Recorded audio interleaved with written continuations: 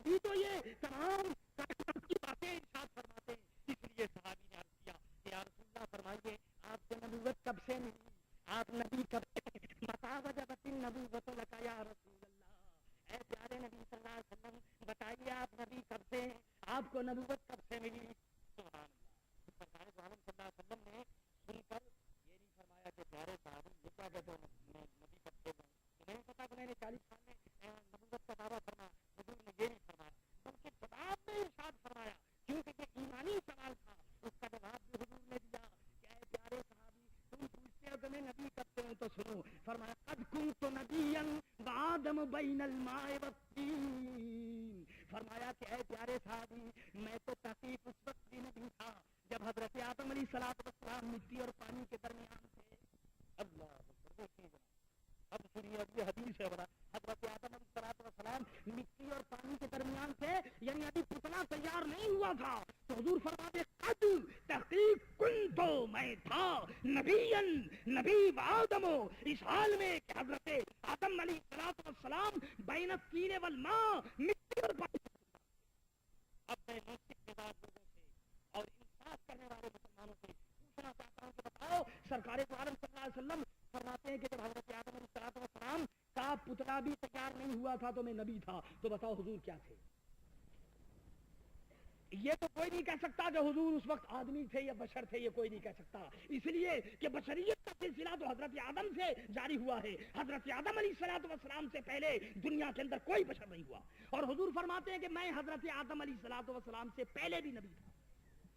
اب بتائیے جناب بات کہاں سے کہاں پہنچی؟ ہاں بات کہاں سے کہاں پہنچی؟ تو میرے دوستو یہ میرا موضوع نہیں, میں اس کو چھیڑنا نہیں چاہتا, میں صرف ایک اشارہ کرنا چاہتا ہوں کہ یاد رکھو میرے آقا صلی اللہ تعالیٰ علیہ وسلم کی حقیقت اور ہے. یاد رکھو میرے آقا صلی اللہ علیہ وسلم اگر بشری لباس پہن لیں تو دیکھنے میں معلوم ہو کہ یہ بے مثال بشر ہیں. اگر سرکار دو عالم صلی اللہ علیہ وسلم آمنہ کی گود میں آ جائیں تو معلوم ہو کہ یہ حضور صلی اللہ علیہ وسلم ابھی عہد طفلی میں ہیں. اگر سرکار دو عالم صلی اللہ علیہ وسلم مکہ معظمہ کی گلیوں میں چلیں تو معلوم ہو کہ کوئی جانے والا جا رہا ہے. اگر حضور صلی اللہ علیہ وسلم براق پر سوار ہو جائیں تو معلوم ہو کہ کوئی براق پر سوار ہے. اگر صلی اللہ علیہ وسلم امامت کے مصلی پر کھڑے ہو جائیں تو معلوم ہو کہ سرکار دو عالم صلی اللہ علیہ وسلم امام ہیں. اگر سرکار دو عالم صلی اللہ علیہ وسلم جنگ احد اور جنگ بدر میں اگر ساتھ ہوں تو معلوم ہو کہ کوئی اسلام کا کمانڈر ان چیف کھڑا ہوا ہے. میرے آقا صلی اللہ تعالیٰ علیہ وسلم اگر اپنے اللہ کی بارگاہ میں حاضر ہوں تو معلوم ہو کہ اللہ کی بارگاہ میں کوئی حاضر ہو رہا ہے. میرے دوستو میرے آقا صلی اللہ علیہ وسلم کا مکان بدلتا ہے, لباس بدلتا ہے, سواری بدلتی ہے, جگہ بدلتی ہے, صورت بدلتی ہے, مگر حقیقت نہیں بدلتی. یاد رکھو میرے دوستو میں تقریر کر رہا ہوں, اس وقت میں مقرر ہوں, میں نے یہ جبہ پہن لیا ہے, اس وقت میں نے جبہ پہن لیا ہے. یاد رکھو اس کے علاوہ میں اگر چاہوں تو شلوار بھی پہن سکتا ہوں, میں اگر چاہوں تو کار پر سوار ہو سکتا ہوں, میں اگر چاہوں تو ہوائی جہاز پر سوار ہو سکتا ہوں. میرے دوستو میرا لباس بدل سکتا ہے, میرا مکان بدل سکتا ہے, میری جگہ بدل سکتی ہے, میری سواری بدل سکتی ہے, مگر میری حقیقت نہیں بدل سکتی. یاد رکھو مکان کے بدلنے سے حقیقت نہیں بدلتی, لباس کے بدلنے سے حقیقت نہیں بدلتی, زمانے کے بدلنے سے حقیقت نہیں بدلتی. میرے آقا کی حقیقت نور ہے. یہ اور بات ہے کہ میرے آقا پر بشریت کا لباس حضور نے دیکھا تو کائنات نے کہا بے مثال بشر ہے. حضور براق پر سوار ہوئے تو کائنات نے کہا کوئی براق پر سوار ہو کر جا رہا ہے. سرکار دو عالم صلی اللہ علیہ وسلم آمنہ کی گود میں جلوہ فرما ہوئے, کسی نے کہا کہ کائنات کا بہترین بچہ آمنہ کی گود میں جلوہ فرما ہے. حضور پر جوانی بھی طاری ہوئی, کسی نے کہا کہ عرب کے بہترین نوجوان ہیں. سرکار دو عالم نے شادی بھی فرمائی, کسی نے کہا کہ سرکار دو عالم صلی اللہ علیہ وسلم کی شادی خلوص اور دیانت داری اور صداقت اور طہارت کی بہترین مثال ہے. میرے دوست وقت بھی بدلتا رہا, زمانہ بھی بدلتا رہا, لباس بھی بدلتا رہا.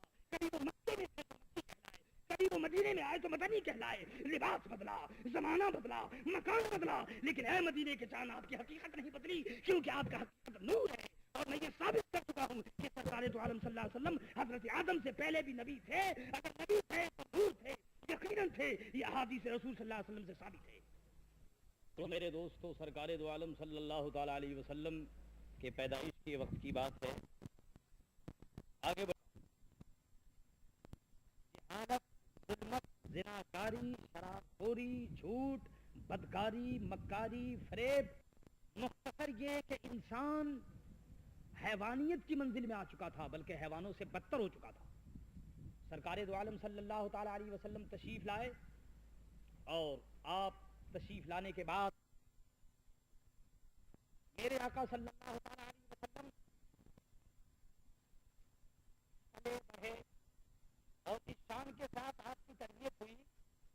اللہ اکبر اللہ اکبر کہ حضرت آمنہ رضی اللہ تعالیٰ عنہ کی گود میں رہے تو وہاں باہر آ گئی، اور جب وہاں سے مائی حلیمہ سعدیہ رضی اللہ تعالیٰ عنہ کے گھر گئے تو ان کے گھر میں برکت ہو گئی، ان کے بکریوں کے اندر برکت پیدا ہو گئی، ان کے گھر کے اندر بہار ہو گئی۔ مختصر یہ کہ بچپن ہی سے سرکار دو عالم صلی اللہ تعالیٰ علیہ وسلم کی شان یہ رہی کہ میرے آقا جہاں تشریف لے گئے وہیں رحمت باری کے جلوے نظر آنے لگے۔ حضور صلی اللہ علیہ وسلم جہاں قیام فرما ہو گئے وہیں سرکار دو عالم صلی اللہ علیہ وسلم کی رحمت کا نظارہ ہونے لگا، یہاں تک کہ ابو طالب جب سرکار دو عالم صلی اللہ تعالیٰ علیہ وسلم کو ملک شام تجارت کے لیے لے گئے اور وہاں جو دیکھا سرکار دو عالم صلی اللہ علیہ وسلم کی حالت کو کہ میرا بھتیجا محمد ابن عبداللہ صلی اللہ تعالیٰ علیہ وسلم یہ جہاں کھڑے ہوتے ہیں وہاں بادل آ جاتا ہے، یہ جہاں کھڑے ہوتے ہیں وہاں سایہ آ جاتا ہے، سبحان اللہ۔ جب یہ باتیں ابو طالب نے دیکھی تو ان کو بھی یقین ہو گیا، انہوں نے بھی سمجھا کہ معلوم ہوتا ہے کہ یہ بچہ انتہائی سعادت مند ہے، اس لیے کہ ان کے چلنے کے اندر، ان کے پھرنے کے اندر، ان کے بولنے چالنے کے اندر اور ان کے قیام اور قعود میں ہر جگہ برکت اور ہر جگہ رحمت کا نظارہ ہوتا ہے۔ تو میرے دوستو، میرے آقا صلی اللہ تعالیٰ علیہ وسلم سراپا رحمت بن کر آئے، اور جس کو جو کچھ حصہ ملا سرکار دو عالم صلی اللہ علیہ وسلم کی رحمت سے ملا۔ اور ابھی میں واقعہ ہوا اور ابو لہب رشتے داری کا تعلق جوش میں آیا۔ ابو لہب چمک کر بولا، اے سمیبہ میرے بھائی کے گھر لڑکا پیدا ہوا ہے، اچھا تو تم نے بڑی اچھی بات سنائی، بڑی خوشخبری سنائی، جا میں تجھے ایک بشارت کے سلسلے میں تجھے آزاد کرتا ہوں۔ اے سمیبہ تو آزاد ہے، اے سمیبہ میں تجھے آزاد کرتا ہوں۔ اور آزادی کے لیے ابو لہب نے اپنی انگلی اٹھائی اور انگلی اٹھا کر کے سمیبہ کو آزاد کر۔ یہ واقعہ بخاری شریف میں مرفوع ہے اور تمام تقریباً احادیث کی بیشتر کتابوں میں اور سبھی نے اس کو بیان کیا۔ بات یہاں پر ختم ہوتی ہے۔ اب ابو لہب نے کیا پارٹ ادا کیا سرکار دو عالم صلی اللہ علیہ وسلم کے متعلق، اس کے متعلق تو کہنے کی ضرورت نہیں، صرف اس صورت کو پڑھ لیجئے کہ تبت یدا ابی لہب وتب ما اغنی عنہ مالہ وما کسب۔ سیمنٹڈ کافر، ون ٹو آل کافر، سر سے پاؤں تک کافر، کفر کا نمونہ، چلتا پھرتا کافر، دشمن رسول، گستاخ رسول، منکر رسول، عدو رسول، سب کچھ تھا۔ مگر مرنے کے بعد جب مر گیا، حضرت عباس نے خواب میں دیکھا، پوچھا کہ اے دشمن رسول، تو نے تو دنیا کے اندر بڑے غضب ڈھائے، بڑا تو نے ظلم کیا، اور محمد عربی صلی اللہ علیہ وسلم کو تو نے بہت ستایا، یہ بتا کہ اب تیرے ساتھ کیا حال ہو رہا ہے۔ مسلمانوں کان کھول کر سنو کہ دیکھو میرے آقا صلی اللہ تعالیٰ علیہ وسلم کی رحمت سے کس کس کو حصہ مل رہا ہے۔ اب کہتا ہے کہ بھائی کیا پوچھتے ہو، بہت پریشانی میں ہوں، بہت پریشانی ہے، اور جو کچھ میں نے کیا تھا اس کا تو عذاب میں چکھ رہا ہوں، اور اس عذاب کی تفصیل میں کیا بیان کر سکتا ہوں، لیکن اتنی بات میں بتانا چاہتا ہوں کہ جب پیر کی رات آتی ہے، جب پیر کا وہ سہانا وقت آتا ہے، جب پیر کی وہ سہانی گھڑی آتی ہے، جب میں نے انگلی اٹھا کر کے پیارے محمد صلی اللہ علیہ وسلم کی ولادت کی خوشی میں میں نے سویبہ کو آزاد کیا تھا، تو اے بھائی جب وہ وقت آتا ہے تو مجھے ان انگلیوں سے راحت حاصل ہوتی ہے، اور ایک روایت میں آئے کہ میں ان انگلیوں کو چوستا ہوں تو اس سے مجھے دودھ کا مزہ ملتا ہے، میں اس سے راحت حاصل کرتا ہوں، مجھے جہنم کے اندر آرام ملتا ہے۔ اب مسلمانوں میں پوچھنا چاہتا ہوں کہ جہنم آرام کی جگہ ہے یا وہ بے قراری اور مصیبت کی جگہ؟ جہنم میں بھی کہیں آرام ہو سکتا ہے؟ بتاؤ جہنم میں آرام کا کیا مطلب ہے؟ لیکن دوستو یاد رکھو یہ میرے آقا کی رحمت ہے، اور اس کے لیے ہے جو پکا دشمن اور پکا کافر ہے اور جس کے لیے پوری سورت گواہ ہے۔ ارے اگر ابو لہب سرکار دو عالم صلی اللہ علیہ وسلم کی ولادت کی خوشی میں اگر حصہ لے، سرکار دو عالم کے میلاد کی خوشی میں اگر حصہ لے، ارے میلاد کا تو مطلب یہی ہے حضور کا دنیا میں تشریف لانا، تو حضور کی میلاد کی خوشی میں اگر ابو لہب حصہ لے تو اس کو کیا ملتا ہے؟ جہنم کے اندر جناب اسے راحت ملتی ہے۔ سنو میں نہیں کہتا، ہاں حضور امام شافعی رحمت اللہ تعالی علیہ کے عظیم مقلد اور اہل سنت کے عظیم پیشوا حضرت جلال الملت والدین حضرت علامہ مولانا جلال الدین سیوطی رحمت اللہ تعالی علیہ فرماتے ہیں اپنے فتاوی الحاوی شریف میں، فرماتے ہیں کہ اے لوگو، ارے ذرا سوچنے کا موقع ہے، ذرا خیال کرنے کا موقع ہے کہ میلاد کی خوشی میں اگر ابو لہب حصہ لے تو اس کو جنت کے اندر راحت ہو۔ تو جلال الدین سیوطی فرماتے ہیں کہ اے مسلمانوں ذرا تم انصاف کرو کہ اگر تم سرکار دو عالم کا میلاد کرو، اگر تم سرکار دو عالم کی ولادت کی خوشی میں اگر تم جلسے کرو، اگر پیارے نبی کا ذکر کرو، تو بتاؤ تمہیں کیا ملے گا؟ جلال الدین سیوطی فرماتے ہیں میرے دوستو، یہ کسی ایرے غیرے نتو خیرے کی بات نہیں، کسی میں یعنی اس معنی کے مولوی کی بات نہیں کرتا، یہ جلال الدین سیوطی ان کا مقام یہ کہ انہوں نے 75 مرتبے جاگتے ہوئے سرکار دو عالم کا نظارہ کیا صلی اللہ تعالی علیہ وسلم۔ جو 12ویں صدی کے لوگوں نے کہا کہ مجدد ہیں جلال الدین سیوطی، حضرت امام شافعی رحمت اللہ تعالی علیہ کے مقلد، وہ فرماتے ہیں کہ میرے دوستو مجھے یقین ہے کہ جو مسلمان سرکار دو عالم کی محبت میں میلاد شریف کرے، مجھے یقین ہے کہ اللہ میلاد پاک کی برکت سے اور ولادت طیبہ کی خوشی کی وجہ سے اللہ تبارک و تعالی اس کو جنت عطا فرمائے گا، جنت عطا فرمائے گا۔ یہ جلال الدین سیوطی فرماتے ہیں۔ کیوں فرماتے ہیں کہ اگر ایک کافر کو جہنم کے اندر اگر میلاد کی خوشی میں اگر اس کو راحت ہو سکتی ہے تو اے مسلمانوں، اگر تم سرکار دو عالم کا میلاد مناؤ، اگر تم سرکار دو عالم کی ولادت کی خوشی میں اگر ان کا ذکر پاک کرو تو تمہیں جنت کیوں نہیں ملے گی؟ یقیناً ملے گی۔ کیوں کہ میرے دوستو جنت تو بھیک ہے سرکار دو عالم صلی اللہ علیہ وسلم کے صدقے میں۔ مختصر یہ کہ سرکار دو عالم صلی اللہ تعالی علیہ وسلم اپنے عہد طفلی سے نکل کر اور جوانی کے عالم میں پہنچے، خدا کو یاد کرتے رہے۔ جنہوں نے سرکار دو عالم صلی اللہ علیہ وسلم کے راستے میں کانٹا بچھایا، آپ نے ان کے لیے دعائیں کی، آپ نے اپنے اخلاق کا، اپنے صبر و تحمل کا وہ نمونہ دنیا کے سامنے پیش کیا کہ اے مسلمان، تو جہاں ہو امن کا، اخلاق کا نمونہ بن کر دنیا میں رہا، تجھے دیکھ کر لوگ یہ سمجھیں کہ یہ اسلام کے ماننے والے ہیں، ان کا کیریکٹر اتنا اونچا ہے، ان کا اخلاق اتنا اونچا ہے۔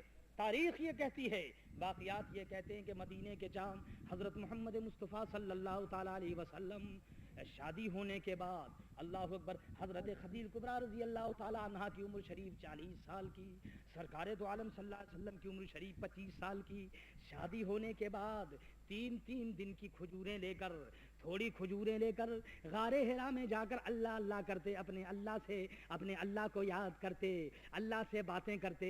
سبحان اللہ، غار حرا میں جا کر سرکار دو عالم صلی اللہ علیہ وسلم وہاں اپنے اللہ کی عبادت کرتے، اور جب حضور مکے کی گلیوں سے گزرتے اور مکے کی گلیوں سے آتے تو آنے کے بعد یہ کیفیت ہوتی کہ سرکار دو عالم صلی اللہ علیہ وسلم کے جو دشمن لوگ ہیں، یہودی اور نصارہ، اور یہ اس قسم کے جو سرکار دو عالم کے مخالف ہیں، ایک کی عادت یہ تھی کہ جس راستے سے سرکار دو عالم صلی اللہ علیہ وسلم جاتے تھے وہاں وہ کانٹا بچھایا کرتا تھا، وہاں وہ کانٹا رکھ دیا کرتا تھا تاکہ کوئی کانٹا سرکار دو عالم صلی اللہ علیہ وسلم کے چبھے اور تکلیف ہو۔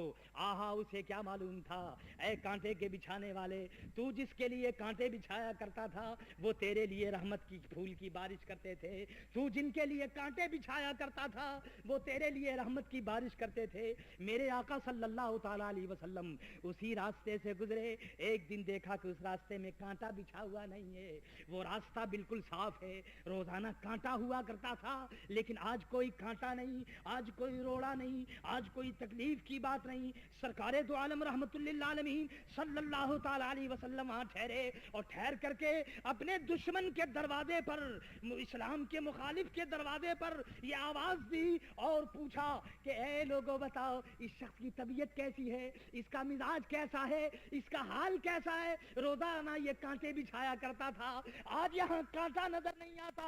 اے مسلمانوں، یہ تمہارے پیغمبر کا اخلاق ہے، یہ تمہارے پیغمبر کا کیریکٹر ہے، یہ تمہارے پیغمبر کی زندگی اور لائف ہے۔ اللہ اکبر، آج کانٹا نظر نہیں آتا۔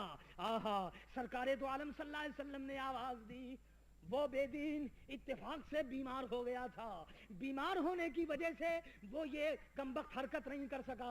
جب اس کے کانوں میں مدینے کے چاند کی آواز پہنچی، محمد عربی صلی اللہ تعالی علیہ وسلم کی صدا پہنچی، اس نے آنکھیں کھولی اور پوچھا کہ یہ کس کی آواز ہے، یہ پیاری پیاری آواز کس کی ہے، یہ سہانی سہانی صدا کس کی ہے، یہ میرے دل کو کھینچے لیے جا رہی ہے، یہ آواز کس کی ہے، کون چاند میرے گھر میں آ گیا، یہ کس کی آواز ہے؟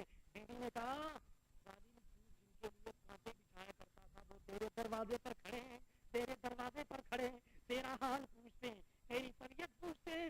اور بیوی نے کہا کہ وہ بیمار ہے۔ سرکار دو عالم صلی اللہ علیہ وسلم نے فرمایا میں اس کی عیادت کروں گا، میں اس کی مزاج پرسی کروں گا، میں اس کو پوچھوں گا۔ اللہ دیکھا کانٹوں کا بچھانے والا اس کی مزاج پرسی بھی ہو رہی ہے. میرے دوستو یہ ہے اخلاق اسلام کا. جب اس دشمن رسول نے یہ دیکھا کہ جن کے راستے میں کانٹا بچھایا کرتا تھا وہ میرے گھر جلوہ فرمائے, اللہ انقلاب پیدا ہو گیا. اور وہ دیکھتے ہی کہنے لگا کہ حضور آپ میرے یہاں تشریف لائے, حالانکہ میں تو آپ کے راستے میں کانٹا بچھایا کرتا تھا. جب اس نے حضور کو دیکھا اور حضور کے اخلاق کو دیکھا تو چیخ اٹھا اور پکار اٹھا اور کہنے لگا اشہد ان لا الہ الا اللہ واشہد ان محمدً عبدہ ورسولہ صلی اللہ تعالی علیہ وسلم. تو میرے دوستو یہ سرکار دو عالم کا اخلاق تھا. حضرت ابو ہریرہ رضی اللہ تعالیٰ عنہ حضور کی بارگاہ میں حاضر ہوئے, عرض کیا یا رسول اللہ میری ماں آپ کو گالی دیتی ہے. یہ حضور کی رحمت بتا رہا ہوں میرے دوستو.